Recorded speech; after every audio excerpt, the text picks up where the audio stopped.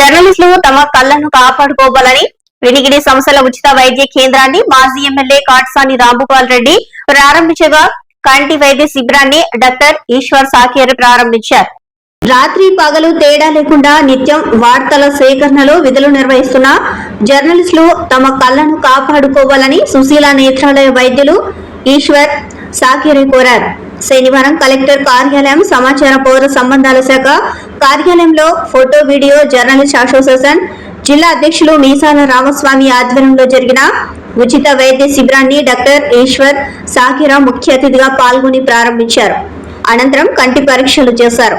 ఈ సందర్భంగా డాక్టర్ ఈశ్వర్ సాకేర్ మాట్లాడుతూ మనిషికి కళ్ళు ప్రధానమైనవని, వాటిని సంరక్షించుకోవాలని, చిన్న సమస్యలు ఉన్నట్లయితే పరీక్షలు చేసుకుని తగు జాగ్రత్తలు తీసుకోవాలని ఆయన కోరారు. ఈ సందర్భంగా డాక్టర్ ఈశ్వర్ సాకేర్ మాట్లాడుతూ మనిషికి కళ్ళు ప్రధానమైనవని, వాటిని సంరక్షించుకోవాలని, చిన్న సమస్యలు ఉన్నట్లయితే పరీక్షలు చేసుకుని తగు జాగ్రత్తలు తీసుకోవాలని ఆయన కోరారు.